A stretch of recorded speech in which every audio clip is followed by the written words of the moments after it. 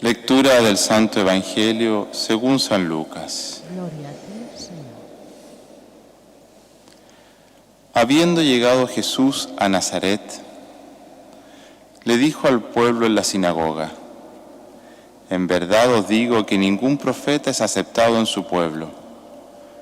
Puedo aseguraros que en Israel había muchas viudas en los tiempos de Elías, cuando estuvo cerrado el cielo 3 años y 6 meses, y hubo una gran hambre en todo el país. Sin embargo, a ninguna de ellas fue enviado Elías, sino a una viuda de Sarepta, en el territorio de Sidón. Y muchos leprosos había en Israel en tiempos del profeta Eliseo. Sin embargo, ninguno de ellos fue curado, sino Naamán el sirio. Al oír esto, todos en la sinagoga se pusieron furiosos y levantándose lo echaron fuera del pueblo y lo llevaron hasta un precipicio del monte sobre el que estaba edificado su pueblo con intención de despeñarlo. Pero Jesús se abrió paso entre ellos y seguía su camino. Palabra del Señor. A ti, Señor Jesús. Uno se pregunta, ¿por qué Jesús va a Nazaret, a su pueblo natal, allí donde estaban sus amigos de la infancia? Y ese grupo, esas personas, al oírlo, nos dice el texto, se pusieron furiosos y levantándose lo echaron fuera del pueblo y lo llevaron hasta un precipicio del monte sobre el que estaba edificado su pueblo, con intención de despeñarlo. ¿Qué había pasado? ¿Por qué esta incapacidad de acoger la palabra del Señor en su pueblo natal? Nazaret era muy pequeño, y normalmente la gente que vivía ahí se dedicaba al trabajo agrícola. Y era un pueblo de una cultura muy tradicional y muy religiosa. Y probablemente tenían la formación del jefe de la sinagoga de Nazaret, algún judío bien formado, algún rabino bien formado en Jerusalén. Y como era la costumbre, probablemente venían del templo de Jerusalén escribas y fariseos de tanto en tanto para poder cuidar la formación religiosa. Era un pueblo que se había formado con una mente muy cerrada, muy pequeña, muy tradicional, muy rígida. Y resulta que para poder entender a Jesús, para poder entender que Dios era Padre, para poder entender que Dios se acerca al pecador, para poder entender que Dios perdona no 2 veces ni 7 veces, sino 70 veces 7, es decir, siempre, para poder entender que había que colocar la otra mejilla cuando a uno le abofeteaban, se requería una mente muy abierta, un corazón muy libre, un corazón muy amplio. De lo contrario, es imposible aceptarlo. Y eso le sucedió. Su estrechez, su rigidez, no les permitía ir más allá. Y se puede hacer una lectura aún más profunda. Eso sucede cuando nuestra fe se ideologiza.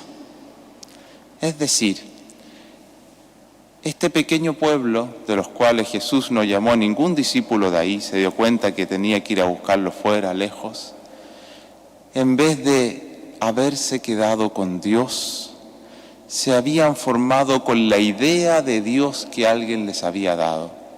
Era una idea basada en los más de 600 mandamientos de la ley de Moisés. Y eso les había cegado.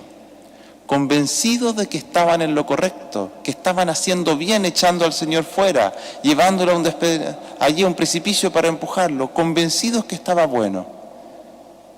¿Por qué? Porque se habían ideologizados y muchos probablemente de manera inconsciente y con bondad.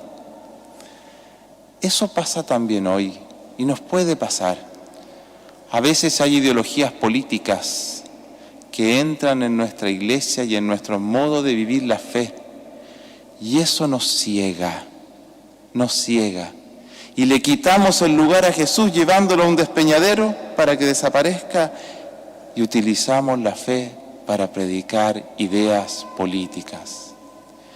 Y también sucede con ideologías religiosas al interior de nuestra iglesia, ideologías a veces que algunos llaman progresistas, otros conservadores. ¿Qué hace todo ello? Nos ciega, y nuestro pensamiento o nuestra idea de Dios finalmente le quita el lugar a Jesús, lo quita, lo saca de ahí, lo echa de su pueblo y termina predicándose a sí mismo y sus ideas. Eso hace un daño enorme. ¿Qué hacer frente a eso? La última frase del Evangelio nos enseña qué hizo Jesús. Pero Jesús se abrió paso entre ellos y siguió su camino. Cuando nos encontremos en esas situaciones en que quizás uno, o quizás le toca a uno estar con personas en que por algún motivo la fe se ha ideologizado, se han cerrado, ¿qué hacer?